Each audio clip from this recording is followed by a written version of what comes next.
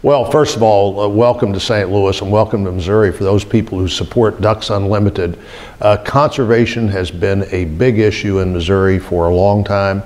We're a hunting and fishing state. More than 1 million people in our state buy hunting and fishing licenses every year. Those sportsmen spend close to $2 billion in what they're doing to support the sport that they are part of. Missourians in 1976 actually did an incredible thing in voting a permanent sales tax for conservation, and that tax produces about $100 million a year that we use in our state beyond what hunters and fishermen provide in their licenses. That's allowed us to conserve land, to use land in ways that we otherwise would have never been able to do. So when you're in St. Louis and you're in Missouri, you're in a hunting and fishing state. You're in a state where Ducks Unlimited are an important part of what we do and why we do it, and I'm glad you're here.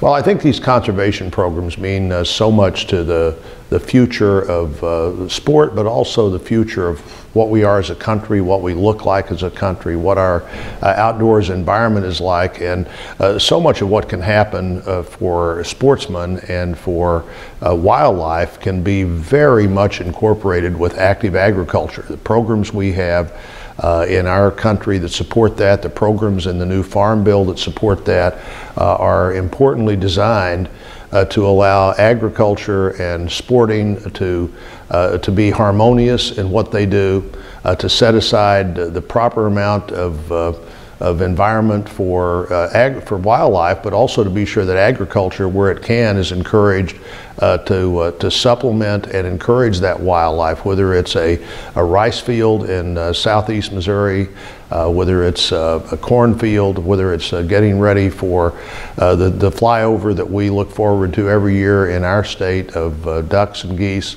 It's an important thing.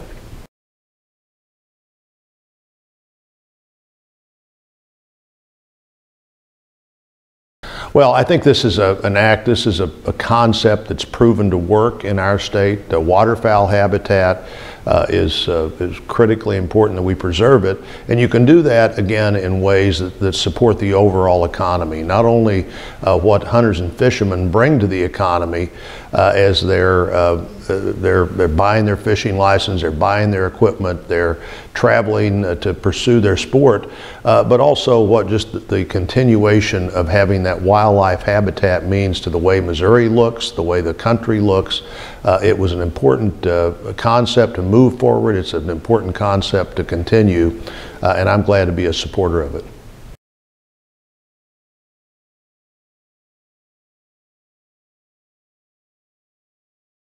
Well, the part of the Farm Bill is designed to really impact what happens in a positive way with the waterfowl habitat, with the migration of waterfowl, looking for places that can be really combined with agriculture in a way that agriculture is enhanced, that wildlife is enhanced, that what happens on a farm that can involve wildlife and the wildlife habitat is part of not only the way the farm looks, the way the farm feels, the way the farm family is able to enjoy nature and waterfowl, but also can work with the productive crop capacity. You know, we have rice fields in our state. We have lots of other kinds of row crops in our state that can very well be designed in a way that accommodates and adds to, and a little extra plot here and there can make a big difference in what happens with waterfowl.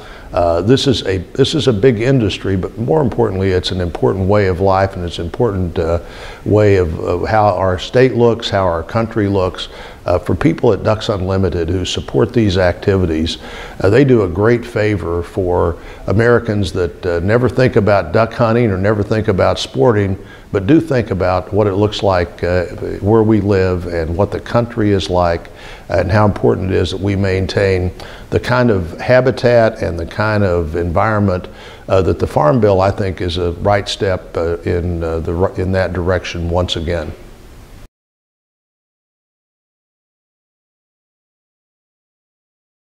Well, sportsmen can be involved in the legislative process by having advocates. Ducks Unlimited is one of those many examples of those advocates, but also looking at the people you support, that you elect locally to the county commission, that you elect to the state legislature, that you elect to the Congress, to the House and Senate. Think about what you're doing when you cast that vote, and look at the record. Look at what candidates are saying. More importantly, look at what office holders are doing, and be sure that you're a participant in the democracy that's only as good as you and I make it. You know, in a democracy, you uniquely have the kind of government that you deserve. And if you decide not to participate or to take things for granted, you're going to have a government that's not as good as if you are out there actively pursuing your goals for our country, for our democracy, for our society. And be involved and support people who support the things that you believe in.